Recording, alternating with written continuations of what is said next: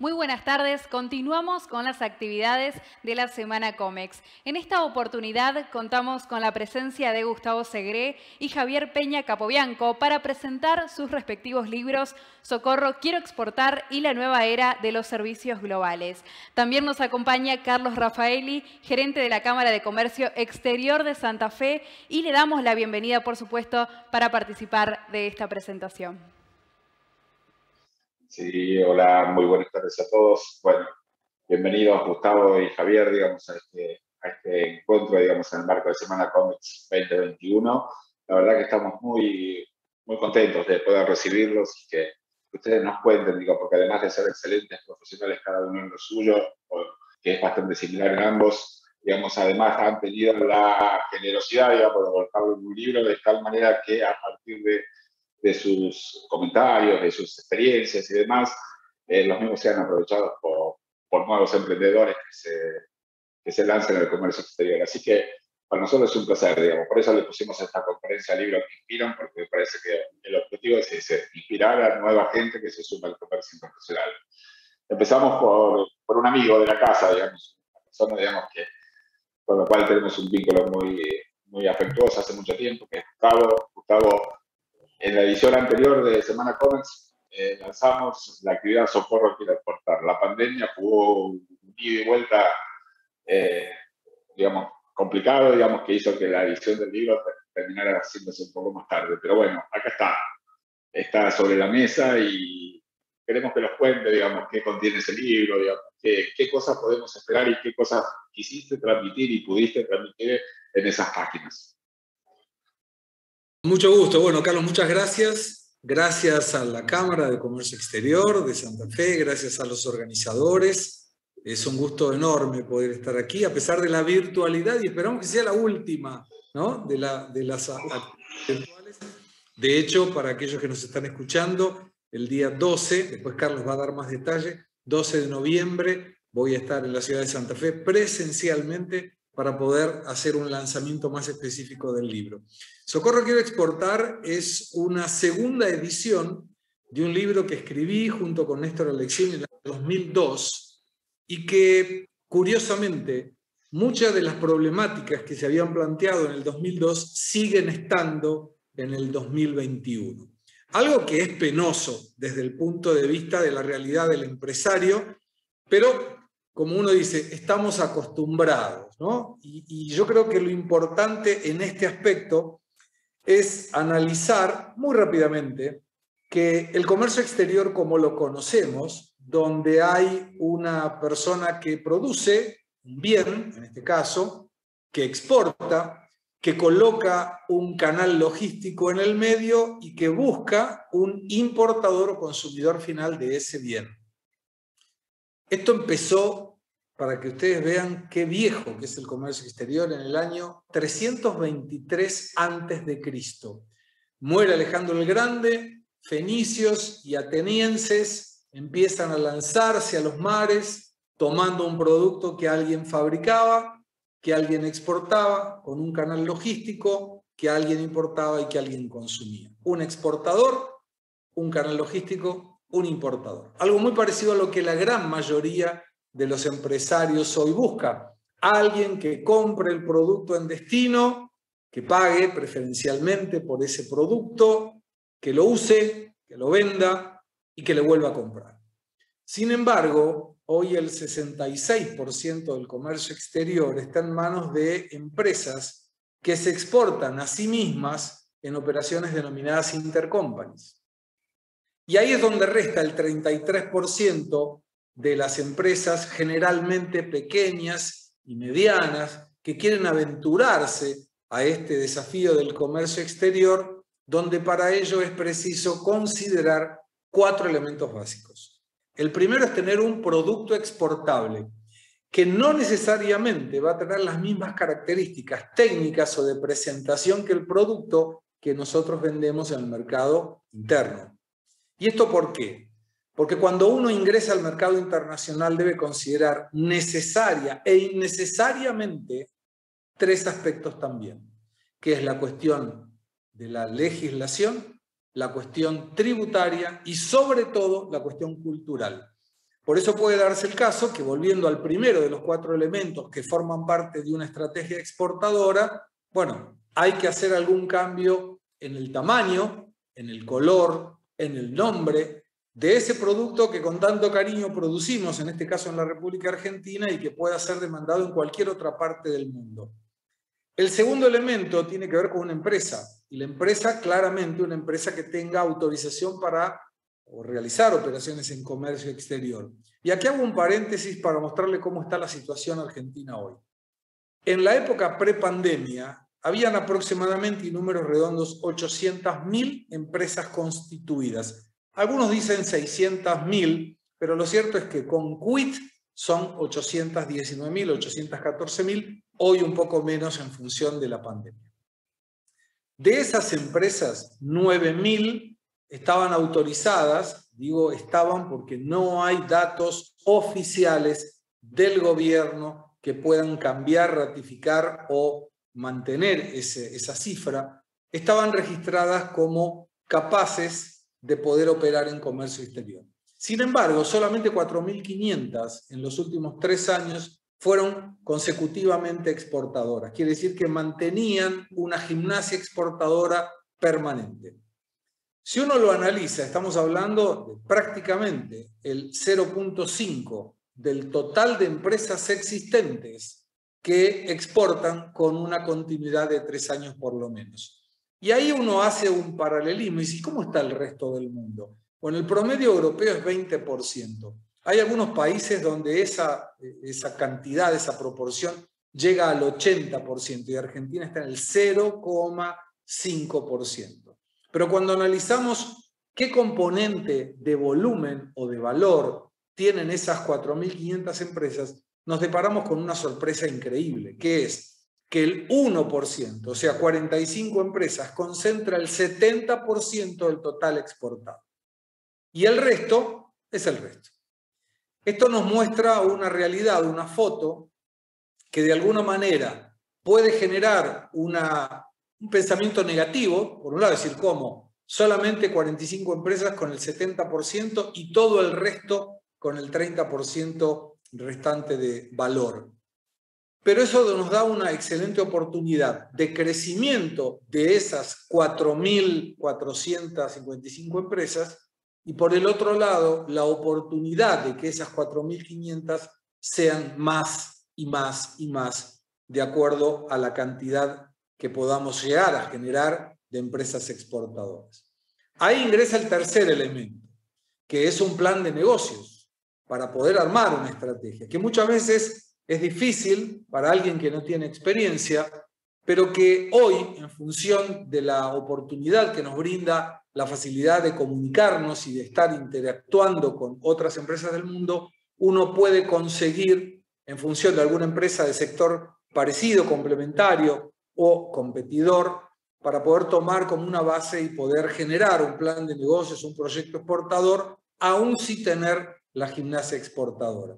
Y ahí me permito ya agregar a esto algo que está contenido en el libro y que muestra que a partir de pequeñas cosas que el Estado podría generar y propiciar, se podría aumentar realmente la cantidad de empresas, la cantidad de volumen exportado y sobre todo la cantidad de empleos generados por el sector exportador. Fíjense que muchas empresas pymes hoy no tienen condiciones económicas o financieras de contratar un especialista en comercio exterior. Pero hay muchísima gente que está estudiando comercio exterior y que no consigue desarrollar su profesión en el ámbito que está estudiando porque no hay empresas suficientes que lo contraten. Y ahí, en el libro, me permití incluir una propuesta proactiva para que el sector exportador argentino pueda crecer, la posibilidad de que estudiantes o personas recién recibidas de comercio exterior, de relaciones internacionales o de alguna especialización vinculada al comercio exterior puedan incorporarse a cualquier empresa que desee exportar sin pagar cargas sociales de un periodo determinado. Hoy la empresa no paga cargas sociales porque no está contratando a este profesional. Y a partir Gustavo, Diga. Sí, no, discúlpame. Me parece interesantísimo eso. si te parece, te propongo un pequeño interrupción en tus conceptos. Vale. Hacemos una breve presentación de lo de Javier y después Okay. al último sumamos debate y propuestas y formas de cambiar y bueno, y nos trasladamos a la vereda de enfrente. Aún para lo que hacemos comercio exterior, digamos, lo charlábamos con Javier, digamos, en el momento que coordinamos su participación, digamos, la aparición de la exportación de servicios nos complicó la vida a todos. Digamos. La verdad, digamos, que no tener el producto tangible nos hizo pensar de qué estábamos hablando cuando hablamos de exportación de servicios de intangibles, básicamente, ¿no? Y bueno, Javier, vos sos especialista en esto, y no solo que sos especialista, sino que además lo transmitiste en tu libro, y me parece, digamos, y además, para los que, digamos, no lo conocen profundamente, Javier, perdón, es uruguayo, digamos, coordina o está al frente de una institución que se llama Asociación Latinoamericana de Exportadores de Servicios, digamos que es una organización a nivel latinoamericano que engloba a las empresas productoras de servicios y digamos, me parece interesante, digamos, que nos cuentes la realidad del sector de exportación de servicios y, digamos, el enfoque que vos intentaste darle a tu libro. Adelante, por favor.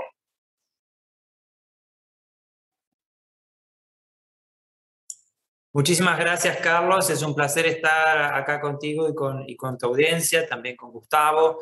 Muchas gracias a la Cámara. También sé que participa la Cámara Argentina de Comercio, que son colegas y amigos, así que muchas gracias también a ellos. Bien, el libro La nueva era de los servicios globales, como dijiste, yo no sé si soy experto en servicios, sí hace muchísimos años que trabajo en servicios y soy un apasionado de los servicios. Entonces, cuando hago este tipo de presentaciones me dicen, ¿por qué escribiste un libro de servicios? Escribí un libro de servicios, que Javier escriba un libro de servicios no es ninguna novedad. Ahora, hacerlo en un contexto de pandemia sí es la novedad. Y fue así que surgió el año pasado, precisamente en Uruguay no tuvimos una cuarentena obligatoria, pero sí de autorreclusión en los primeros 2 meses. Y yo me fui al campo y ahí estuve tratando de esparcir un poco la mente.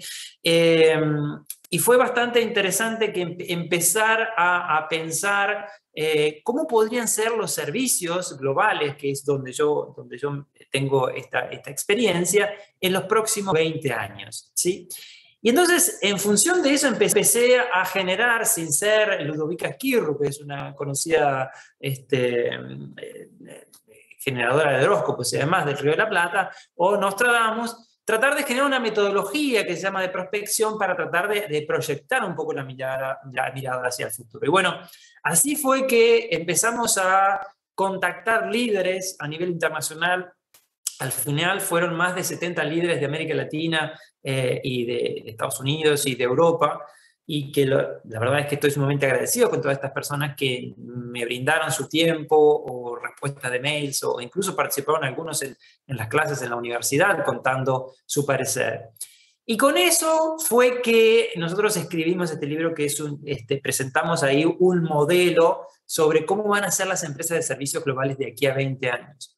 Pero lo interesante es que en ese proceso de cuando estábamos en cuarentena, el mundo se caía a pedazos, la economía en general de los diferentes sectores se caía a pedazos, en particular el comercio internacional de bienes, que se generaba una restricción, ¿se acuerdan? Al principio de la pandemia y demás. Bueno, ahora hay unos coletazos también desde el punto de vista logístico.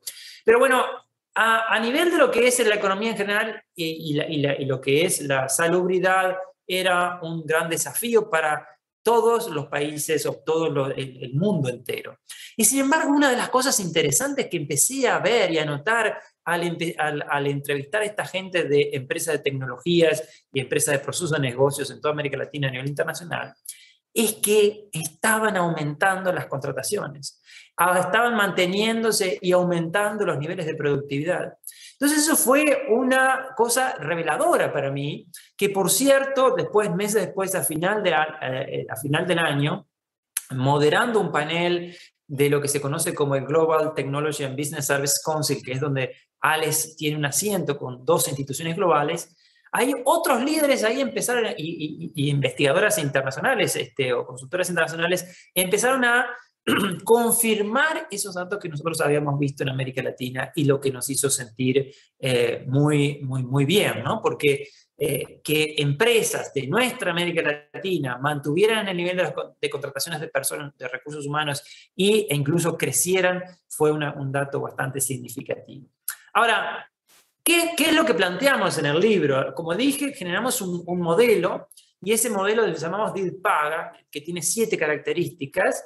Esas 7 características se asientan básicamente en 3 grandes pilares. El primer pilar tiene que ver con la tecnología. Cómo la tecnología puede, y la que está ahora y se proyecta de gran crecimiento en los próximos años, cuál es esa tecnología y cuáles son los sectores sobre los cuales se está aplicando y se aplicará con mayor énfasis en los próximos años. Entonces hacemos un análisis muy detallado de eso, pero no es lo más divertido para mí del libro. La segunda parte tiene que ver con los modelos de negocios, tecnología y modelos de negocios. Y ahí investigamos muchísimos modelos de negocios que están hoy día y que tienen una proyección futura también.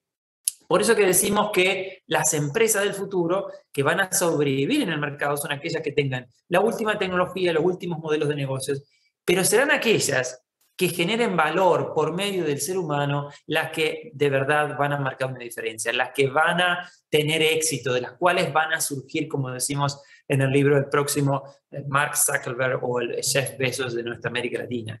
Entonces, esa combinación de tecnología, de modelos de negocios y el ser humano, para mí es la clave fundamental sobre la cual se van a apalancar las empresas exitosas. Y generamos en el libro una cantidad de casos y de análisis para que los emprendedores, como los que nos están escuchando, puedan llevarlo a la práctica esto. Y además, no solo los emprendedores, sino que también hay un capítulo específico de políticas públicas para que los que tienen que tomar decisiones puedan hacerlo.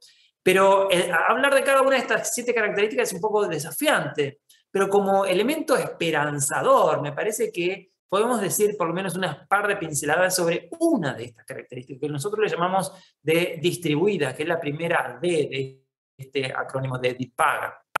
¿Qué es esto de empresas distribuidas? Yo te digo que hoy día una empresa trabaja de manera remota y distribuida, contratando individuos o pequeñas células a gran escala y con relaciones de largo plazo. Vos decís, bueno, esto no es nada nuevo. Ahora no es nada nuevo, pero esto sí es una novedad y en particular la extensión que se ha hecho a partir de la pandemia, en particular en sectores como procesos de negocios que tienen miles de posiciones, ¿sí? El teletrabajo se usaba antes de la pandemia para algunos ejecutivos en las empresas de TI, de manera que era un privilegio, pero hoy día se ha extendido de manera universal, e insisto, en aquellas empresas que tienen miles de posiciones. He hablado con los líderes de América Latina que tienen hasta más de 30.000 posiciones en sus países y pudieron hacer este cambio de la noche a la mañana. Esto le llamamos nosotros el microsourcing. Y esto tiene unas oportunidades impresionantes, no solo para las empresas. La primera, en particular, es que el tema de la posibilidad de contratar recursos humanos donde sea que sea necesario y donde estén los recursos humanos que nosotros como empresa necesitamos. Sea que los consigamos en Santa Fe, sea que los consigamos en Paysandú, acá en Uruguay, o sea como lo están contratando desde empresas en Uruguay, en Cracovia en este momento, en Ucrania, porque no tenemos suficientes recursos humanos en TI en América Latina. Entonces, hay un gran potencial para las empresas y ni qué hablar para los recursos humanos. Para los recursos humanos, hoy día hay empresas multinacionales de Estados Unidos, de Reino Unido, que están contratando de manera directa ahí en Argentina a individuos o pequeñas células. ¿Y qué sucede con esto? Es que estos chicos y chicas están abandonando sus posiciones en las empresas para irse a trabajar de manera directa y remota a otra empresa que está en el extranjero. Y esto es una oportunidad impresionante para los chicos, porque genera un sobresueldo muy importante, y en particular entiendo las diferencias de precios competitivos que tiene Argentina por la devaluación, pero esto está pasando no solo en Argentina, sino a lo largo y ancho de América Latina, y no solo en América Latina, sino en otros países también.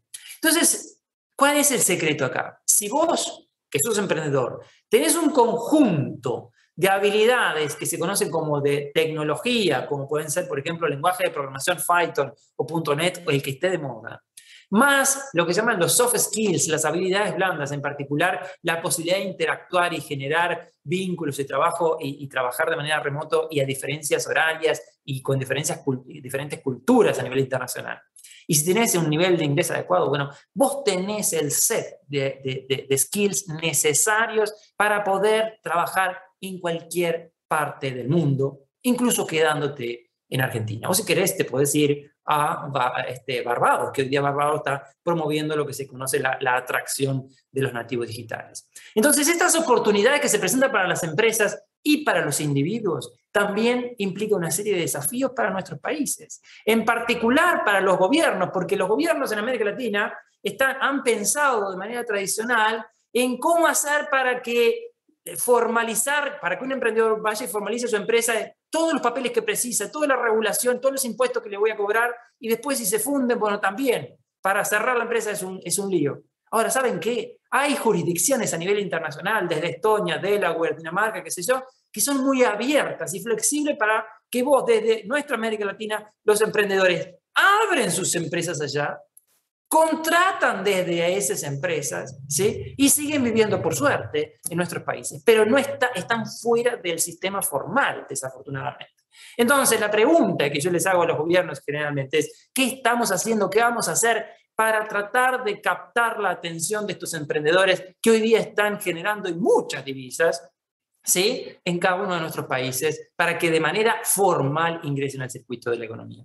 Y hay una serie de oportunidades, como por ejemplo la ciberseguridad o el agrotech, que hablar de Argentina, las posibilidades de combinar ventajas comparativas preexistentes con ventajas competitivas de la tecnología. Entonces, si a todos esos modelos de negocios disruptivos le sumamos tecnología y le sumamos el ser humano, ahí le hacemos redonda, como decimos acá. Y ese es el elemento central. No estoy planteando generar ONGs, no estoy planteando simplemente generar filantropía. Estoy pensando y estoy tratando de aportar que las empresas que incorporen el ser humano al ADN a través de lo que nosotros llamamos como el conscious sourcing, es ahí donde vamos a tener las grandes posibilidades de crecimiento. ¿Por qué? Por una razón muy simple, y con esto termino. Es preguntarle a tu hermana, preguntarle a tu sobrino, preguntarle a tu hijo si es un millennial, si es un centennial, un nativo digital. Estas personas están habituadas a trabajar con tecnología, están habituadas a trabajar en relaciones horizontales y además les interesa trabajar en empresas o crear empresas que tengan un impacto social. Entonces, que tenga un impacto más allá del mero obtención de lucro. Y por ende es que pensamos que en el futuro esta combinación, este triple win de tecnología, modelos de negocios humanos, para nosotros es la clave del éxito. Así que si lo logran, obvio, no se olviden de nosotros. Perfecto. Ahora, eso que menciona Javier, creo, Gustavo, que es un punto en común, digamos, entre la exportación de bienes y la exportación de servicios, tecnología. Digo, la falta de comprensión de los sectores gobierno, digamos, de tener los mecanismos para interpretar todos estos cambios, digamos, que se han producido, digamos, se vienen produciendo a lo largo del tiempo, pero con especial impacto, digamos, creo que a partir de lo que significó el 2020 para todo el mundo, ¿no? Por el tema de la pandemia, digo. Es como que hay una desconexión bastante fuerte, digamos, ahí de lo que necesitan las empresas, los emprendedores, con lo que las herramientas que puede poner, digamos, el gobierno de turno, digamos, en el país de que se trate, ¿no? En general, los dirigentes políticos viven en un universo paralelo, y esto no tiene que ver con una ideología o la otra ideología. Vos conseguís entender las necesidades de una empresa exportadora si en algún momento tuviste contacto con alguna de ellas. Cuando un secretario o un director nacional, provincial, toma una determinación, sin estar en la piel del que sufre la determinación, podés estar cortando la realidad en dos. Uno es lo que buscó y otro es lo que generó. Y cuando alguien que contrata mano de obra, que paga cargas sociales, que tiene que salir a buscar un crédito, que tiene que pagar impuestos, tiene que adoptar una determinación que toma a alguien que no contrata mano de obra, que no paga impuestos, que no pide créditos, y la verdad que es complicado. Ahí viene una de las sugerencias que mencionaba en el libro. Y la cuarta parte, el producto de la empresa, un plan de negocios, y me faltaba la cuarta, que es una política de Estado. Si vos no tenés una política de Estado, es muy difícil generar una proyección en el futuro diciendo, mirá, yo la verdad que no sé qué va a pasar mañana. Ponele que haya alguien que invirtió en los últimos años o meses en exportar carne a China. Y alguien alegremente le dice, no podés exportar más. Flaco, yo invertí. Bueno, pero yo tengo la lucidez de decirte que esto va a generar una baja en el precio interno. Totalmente descabellado. Bueno, pero te generó una actividad que vos no podés exportar lo que vos invertiste para exportar. Entonces, me da la sensación, y esa es una de las propuestas que menciona el libro, que una buena forma de generar un proyecto como política de Estado podría ser que de secretario para abajo, secretario inclusive, de cualquier sector, específicamente de comercio exterior en este caso, entre por concurso público al Estado. Porque de esta manera vos te aseguras que esa persona es la más apta por situación académica, por conocimiento, por experiencia o por lo que sea. Y a mí la verdad que no me importa si es peronista, liberal, macrista o lo que sea. Tiene que saber de lo que está hablando y generar propuestas de política pública para que el empresario en general diga, mirá, esta política no va a ser interrumpida al margen que cambie el gobierno. Esa sería política de gobierno. Dura 4 años, eventualmente con 4 años más. Y esto es lo que genera de alguna forma que Argentina esté donde está. Concluyo con esto, Carlos y Javier. En el año 2000, invitado por el gobierno de la provincia de Buenos Aires, fui creador y director de un programa que se llamó Buenos Aires Exporta. En el año 2000 generé un proyecto de traccionar exportaciones para que en 10 años Argentina fuera un país exportador. Estamos hablando de 2010. Estamos en el 2021 y estamos igual que en el 2000. Perdimos 21 años. Por eso, lamentablemente, cuando yo tomo el libro del año 2002, claro, actualicé un montón de cosas, pero la realidad de cómo estamos, la foto, la radiografía, es la misma, lo cual te prueba que Argentina no se mueve del lugar. Y eso genera una desmotivación para aquel empresario que dice, yo quiero exportar porque ahora las cosas van a mejorar. No mejoran. Clarísimo.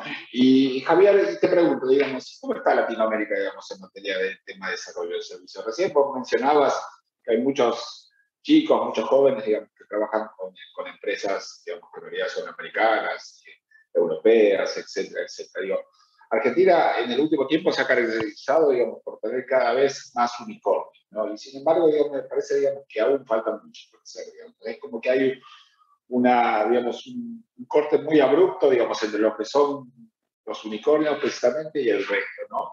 ¿Qué considerás vos qué cosas se hacen, se siguen repitiendo los mismos errores, digamos, cuáles son esos errores y eventualmente qué cosas se están haciendo bien en Argentina, en Uruguay y en el resto de Latinoamérica, digamos?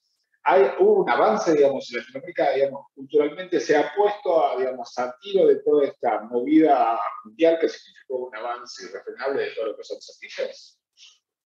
Yo creo que sí, Carlos. Ahí, de todas formas, no quiere decir que no existan desafíos. Una de las cuestiones actuales, sumamente actuales, es que producto del crecimiento del sector, y no solo en América Latina, sino que es a nivel global, ha habido en los últimos tiempos, meses, un incremento salarial consistente, depende de la región, pero puede ser entre un 6, un 7%. Estamos hablando desde América Latina, Europa, Asia e incluso Estados Unidos. Hablar de un 6-7% de aumento salarial en un sector como este en Estados Unidos dice mucho, ¿no? Y bueno, en América Latina tenemos registros de empresas que nos han dicho que para mantener a los chicos han tenido que dar aumentos del 35, del 50, incluso del 100%. Entonces, esto prueba que el sector de servicios globales está creciendo y está muy, diríamos, en boga en este momento. Y es algo que nos hace sentir muy felices. Y lo cual se debe en parte al crecimiento y aceleración de la digitalización de los últimos tiempos, ¿no? Y como decías vos, ahí hay una serie de actores en América Latina. Argentina obviamente tiene una serie ¿cómo se llama esto?, de unicornios, como tú decías. Pero si vos lo comparás las empresas que tiene América Latina a nivel global, diríamos que no sé si son tan como relevantes estas empresas. Obviamente que en América Latina tener la cantidad de unicornios que tenemos es algo muy positivo y ojalá sigamos teniendo más. Ahora, lo que quiero decir con esto es que, desde el punto de vista global, la importancia de nuestras empresas como Globant, Mercado Libre, Stefanini en Brasil, o bueno, ahora se me olvidó la de México, son empresas, Sonda de Chile, por ejemplo, Artech de Uruguay, son empresas muy grandes en América Latina, pero si vos las comparás como TCS o algo así a nivel global, son como, no registran todavía ese nivel de maduración. Y quizás el punto principal acá sea cómo hacer para que más empresas y emprendedores se puedan meter en el sistema. Porque como dije, hoy día las posibilidades están a través de lo que nosotros, desde el punto de vista académico, llamamos del microsourcing, pero que es real. Todos los días nos encontramos con una empresa de América Latina, e incluso con los contactos a través de Global Council con otros países, y las empresas me están diciendo que se están yendo desde sus empresas a trabajar independientes con empresas multinacionales. Entonces, las posibilidades están para que esos chicos que se van eventualmente desde el trabajo que tienen con las empresas nacionales o internacionales instaladas en nuestra región, puedan crear su propia empresa. Y eso sería para mí lo principal. Pero para crear esa empresa, desde transformarse en un independiente que trabaja para una empresa multinacional que está en Estados Unidos o Reino Unido, eso es algo bastante sencillo que está haciendo muy fácil, ¿sí? Simplemente salirse y empezar a trabajar. Ahora, tener una visión de emprendedor y que eso pueda escalar y transformarse en el próximo Mercado Libre o el próximo Globant, ahí no es tan fácil, porque como decía Gustavo, se requieren de una serie de políticas que muchas veces no están en nuestros países. Entonces, en esto de los servicios, hay dos claves fundamentales para exportar servicios. La primera, la que hace más ruido, la que más ruido quiere decir por la cantidad de gente que se contrata y por el número de facturación que tienen que ver, es la captación de inversión extranjera directa, como en particular es la política que ha seguido Costa Rica o también Uruguay, es la captación de multinacionales para que se instalen en estos países que son muy pequeños y desde acá se exporte, ¿no? O desde cada uno de estos mercados se exporte. Pero está bien con eso, hay que captar inversión extranjera directa para salir del mercado internacional. Pero lo segundo, y es fundamental que hay que entender que es esto de doble vía, es que tenemos que favorecer también el desarrollo de nuestros emprendedores, para que los emprendedores no solo sigan siendo empleados, para que los chicos no solo sigan siendo empleados, sino que se transformen en emprendedores y puedan crear su empresa y contratar más gente, que esto es un elemento central. Hay muchos estudios que señalan el impacto de estas empresas tecnológicas o innovadoras en la economía. Y te tiro un dato simplemente. Se ha verificado por un autor que se llama Moretti que la creación de una empresa innovadora tiene un impacto de generación de empleos de 5, multiplica por 5. Son 2 empleos profesionales, por ejemplo, un contador, un abogado que se requiera, y 3 que son no profesionales, por ejemplo, desde un peluquero a alguien que el restaurante y demás. Entonces, si queremos generar empleo en nuestra América Latina, ¿sí? Si queremos generar desarrollo, queremos generar crecimiento, bueno, el apostar a la innovación es un elemento clave. Y para eso, obvio, tenemos que apostar a invertir, que nuestros países fomenten y tengan como política de Estado la innovación y el emprendedurismo, ¿sí? Que está bien, como dije, captar inversión extranjera directa, soy el primero que lo defiende. Ahora, tiene que tener también una pata de consistencia desde los emprendedores locales. Y para mí, la clave de en el libro, uno de los capítulos, el capítulo final tiene que ver con esto de la política pública, con esto termino, es que nosotros hacemos como un trazado de todas las cosas que se tienen que generar para tener un ecosistema en servicios globales. Para mí lo más importante es lo siguiente, es tener una visión, tener una política de Estado. ¿Qué significa política de Estado? Política de Estado de largo plazo. Si vos ves cuáles son los países a nivel global o en América Latina, los que tienen mayor incidencia en esto son aquellos que tienen precisamente una política de Estado en esta cosa. Entonces, para no hablar de la región, podemos hablar de Irlanda. Tienen 20, 30 años dedicados a impulso directamente a lo que es la captación de multinacionales. 20 años por lo menos al desarrollo de lo que son las carreras STEM, de Science, Math, Engineering y esas cosas. Entonces, para decirte un par, pero existe una gran set de cuestiones que tiene Irlanda y que los ha posicionado como uno de los líderes en esta cosa. Entonces, pero ¿cuál es la clave de ahí? Es que se vio una visión, se trabaja sobre esa visión y se mantiene esa visión, no importa quién venga. Entonces, creo que ahí es uno de los desafíos de nuestra América Latina y para todos los países. Hay algunos países obviamente que lo mantienen, otros que no tanto, pero creo que tantos de los más desarrollados, incluso en América Latina, han tenido sus quiebres en las políticas de servicios. Entonces, creo que la visión, como digo, y su mantenimiento es un elemento clave en esto.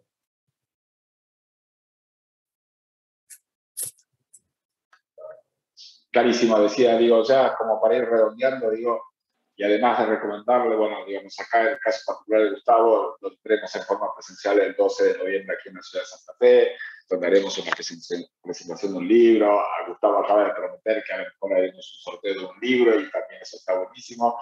Pero digo, además de todas estas cuestiones que tienen que ver, digo, y además de recomendar a la gente que obviamente cada vaya, concurra a las librerías a adquirir sus libros, digamos, que con tanto esfuerzo lo han escrito y lo han logrado publicar, digo, la pregunta del millón es, a pesar de las dificultades, a pesar de todo, ¿conviene apostar a la exportación tanto de productos como de servicios? Por sí o por no, digo. Ustedes son los especialistas. Primero, entonces, Javier. Sí, claro, por supuesto que sí. Por supuesto que sí. Vos sabés que la exportación en sí, y en el caso argentino, una estabilidad macroeconómica que no estamos sabiendo conseguir, le generaría un montón de soluciones al país y al gobierno, porque la exportación de servicios y de productos genera ingreso de divisas que hoy no tiene el Banco Central. Genera, entre otras cosas, aumento del empleo, genera mejor tecnología para poder competir con el mundo, porque vos tenés que competir con otros que tienen tasas de interés más bajas, inflaciones más bajas, mejor tecnología, bienes de capital, y que no supimos conseguir en el caso de Argentina cuando con un dólar contenido, hoy, por ejemplo, tenés un dólar de 100 en el oficial, con retenciones, con lo cual un productor, exportador recibe mucho menos que 100, pero la economía real se maneja en un dólar de 200. Hoy pasó los 200 pesos. Y si alguien pudiera decir, bueno, aprovechemos que me pagan poco por cada dólar exportado, y yo con eso puedo importar tecnología para mejorar mi competitividad y poder competir con otro, no se puede importar. Entonces, el comercio exterior en sí es un factor fundamental para cualquier país serio, pero no con un impacto del 0.5 de las empresas existentes y sin una política de Estado que propicie, motive y genere nuevas empresas exportadoras. De mi parte, absoluto, también, y ya lo están haciendo, esta es la historia, ya lo están haciendo, los señores que gobiernan nuestros países, que muchas veces piensan ser muy listos creando herramientas para controlar, como dije, no, son las grandes empresas que están instaladas en Irlanda. He hablado con emprendedores, incluso de países emergentes como pueden ser Honduras, que saben cómo crear una empresa en Estonia y desde allá contratar personas que están en Cracovia o que están en Polonia o que están en Santa Fe. Y desde allí reciben sus ingresos los que les interesa para mantenerse en Santa Fe o en Buenos Aires.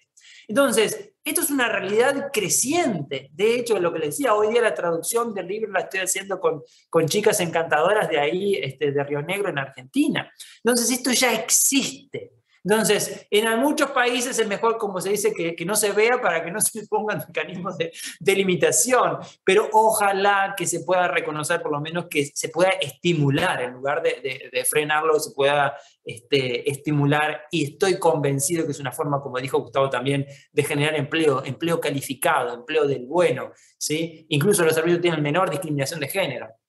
Hay una cantidad de elementos por los cuales apostar por esto, y estoy seguro que Argentina ha sido, es y seguirá siendo un líder en esto. Simplemente es ponernos ponernos en este caso la Celeste o la Luis Celeste o como se llame y meterle para adelante. Así que muchísimas gracias nuevamente. Bueno, a los dos muchísimas gracias. Acabamos de tener casi una reunión de Mercosur, Uruguay, Brasil, Argentina, digamos, tenemos el Mercosur acá funcionando, digamos, y la verdad ha sido un placer hablar con los dos. A los dos les agradecemos muchísimo su participación. Ha sido un panel excelente, así que muchísimas gracias. Nos vemos con vos, Gustavo, el 12. Javier, esperamos pronto poder recibirte acá en nuestra ciudad, así que gracias nuevamente y que tengan una excelente jornada. Muchas gracias. Chau, chau. Muchas gracias a ambos autores y a Carlos Raffaeli por la presentación. Nos encontramos en instantes para la última conferencia titulada Diálogos sobre la región centro, realidades y proyectos.